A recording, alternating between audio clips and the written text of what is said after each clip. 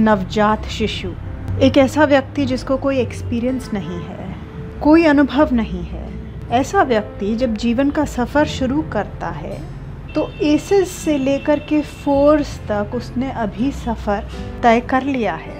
अब वो आया है फाइव्स पर, तो कहीं ना कहीं आधा बीच, मिड पॉइंट जिसको हम कह सकते हैं माइनर आर्काना का, वो हमारा आ चुका है। हमारे फूल ने अपना आधे जीवन को तय कर लिया है।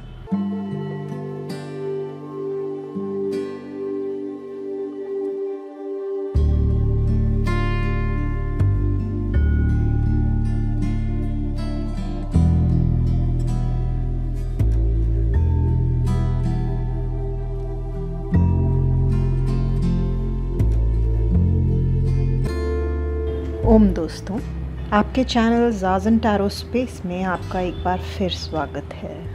हमने देखा किस तरीके से जो हमारा टैरो डेक का सबसे पहला कार्ड है फूल, वो एक नई जर्नी पर निकलता है, जीवन की जर्नी पर। जब हमारा फूल माने कि एक छोटा नवजात शिशु, एक ऐसा व्यक्ति जिसको कोई एक्सपीरियंस नहीं है, कोई अनुभव नहीं है। ऐसा व्यक्ति जब जीवन का सफ़र शुरू करता है तो एसेस से लेकर के फोर्स तक उसने अभी सफ़र तय कर लिया है। अब वो आया है फाइव्स पर, तो कहीं ना कहीं आधा बीच, मिड पॉइंट जिसको हम कह सकते हैं माइनर आर्काना का, वो हमारा आ चुका है। हमारे फूल ने अपना आधे जीवन को तय कर लिया है। दोस्तों, व्यक्ति का जीवन करीब 80 वर्ष माना जाता है, तो हम समझ सकते हैं आधा वर्ष अगर समझें, फाइव्स और सिक्सेस दोनों के दोनों दोस्तों, ये हाफ मिड पॉइंट इनको कहा जा सकता है।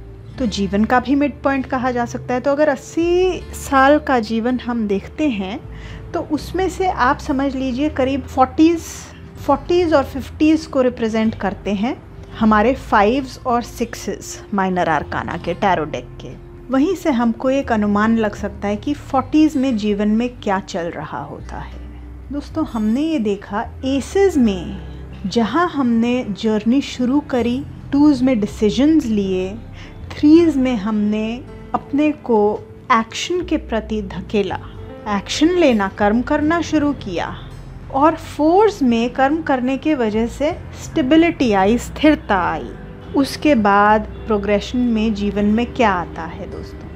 प्रॉब्लम्स आती हैं। देखिए, जैसे ही हम किसी भी काम को एस्टैब्लिश कर लेते हैं तो हमने शुरू के जो हर्डल्स थे वो तो क्रॉस कर लिए। अब 4s में हमने उसको ग्रो करने की भी कोशिश करी, स्टेबिलिटी भी आ गई। 3s और 4s में ग्रो करके स्टेबिलिटी भी आ गई।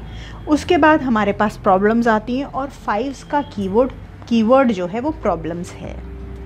हमारा जो फूल, जो नवजात शिशु था, वो जीवन को जूझते जूझते थोड़ा प्रगाढ़ हो चुका है, मैच्योर हो चुका है, मैच्योरिटी आ गई है फूल में हमारे। तो 5s क्या रिप्रेजेंट करते हैं? प्रॉब्लम्स टू बी सॉल्व्ड, जीवन की वो प्रॉब्लम्स, वो परेशानियाँ जो कि अभी हमें सॉल्व करनी हैं। फिर 4s में स्टेबिलिटी थी दोस्तों। जहाँ 4s में स्टेबिलिटी थी वहाँ 5s में प्रॉब्लम्स आने की वजह से इंस्टेबिलिटी आ गई। तो इंस्टेबिलिटी का कारक भी है 5s। दोस्तों, 5s के और भी कई अर्थ हैं। कहीं कष्ट बढ़ रहे हैं। जब प्रॉब्लम्स आएंगी तो दिमाग में सवाल खड़े होंगे। तो जब आपके मन में जवाबों से ज़्यादा सवाल हों, ऐसे सवालों को रिप्रेजेंट करता है हमारा 5। इस ही पॉइंट पर हम दोस्तों फिर से अपने मेजर आर्काना के कार्ड से कनेक्शन बिठा लें, जहां हमने एसेस, 2s, 3s, 4s चारों के कनेक्शन मेजर आर्काना में देखे। मैजिशियन, हाई प्रीस्टेस, एम्प्रेस और एम्परर।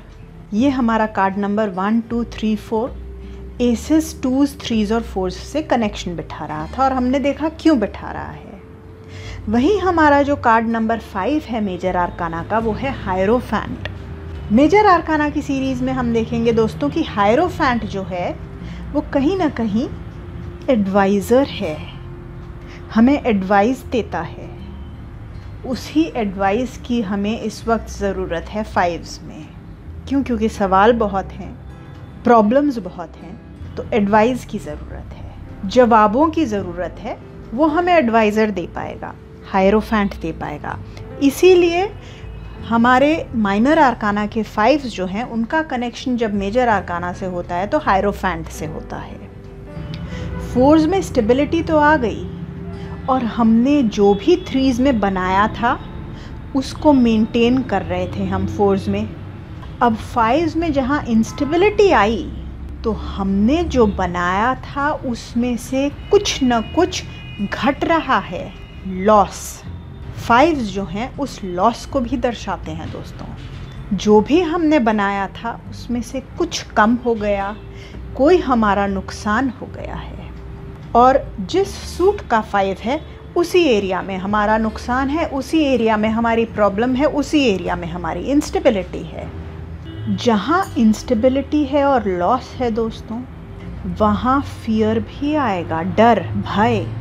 कुछ खो गया है उसका भय, और खो जाएगा इसका भय, या खो ना जाए इसका भय।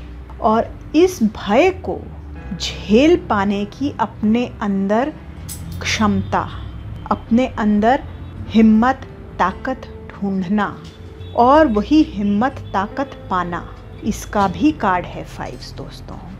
5s जब आता है तो हमें दर्शाता है कि कुछ हमने जो डेवलप कर लिया था उसमें कमी आ गई है, उसमें कुछ खो गया है, और अब हमने अपने अंदर उसको झेलने की हिम्मत ढूंढनी पड़ेगी।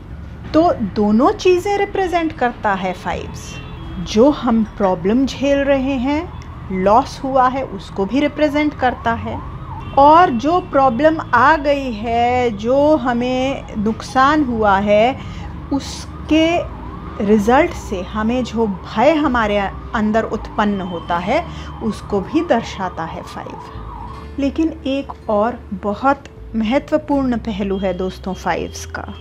जो हमारा फूल है वो जैसे जैसे प्रोग्रेस करता है वैसे वैसे प्रगाढ़ मैच्योर होते जाता है दोस्तों।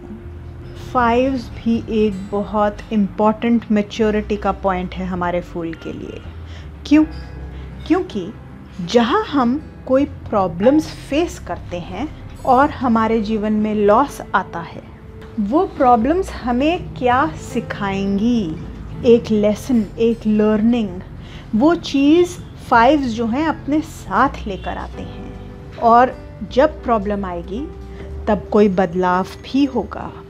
तो ये दोनों चीज़ें भी बहुत महत्वपूर्ण हैं कि 5s जो हैं अपने साथ उसी एरिया का, जिस सूट का 5 है उसी एरिया का कोई महत्वपूर्ण लेसन, कोई शिक्षा, कोई नई चीज़ सीखना, उस चीज़ से देखिए वो कहा जाता है ना कि what doesn't kill us makes us stronger. तो जो भी प्रॉब्लम आती है वो हमको ख़त्म नहीं करेगी, तो वो हमको सशक्त करेगी दोस्तों, हमें और शक्ति देगी, हमें और प्रगाढ़ करेगी। तो दोस्तों ये जो भी प्रॉब्लम आई है उससे हम कुछ सीखेंगे, वो अपने अंदर हमारे लिए कोई लेसन लेकर के आई है और वो कोई बदलाव भी करेगी हमारे जीवन में। तो ये सारी चीज़ों को जो हमने देखा क्या क्या हुई, प्रॉब्लम, परेशानियाँ, लॉस, कुछ घटना, कुछ कमी आना, कुछ हमारा छिन जाना, फिर लेसन, शिक्षा, और साथ में बदलाव, चेंजेस, ये सभी चीज़ों को 5s दर्शाते हैं दोस्तों।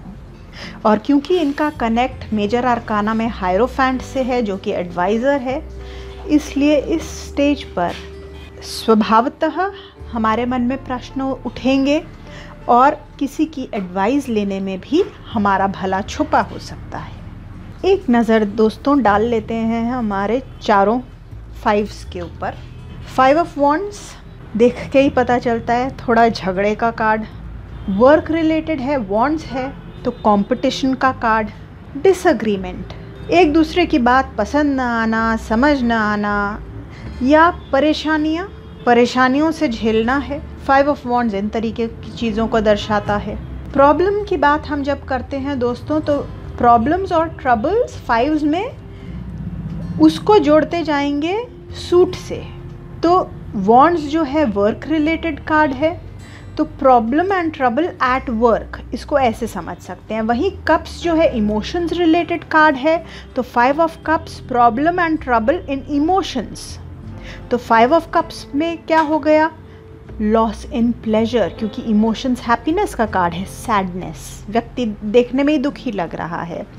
या फिर वेस्टेड इमोशन, लॉस्ट इमोशन, दुख का एक डाउन एंड अंडर होना, बहुत अच्छा ना महसूस करना, इमोशंस में कमी आना, इन सब चीज़ों को हमारा 5 ऑफ कप्स दर्शाता है।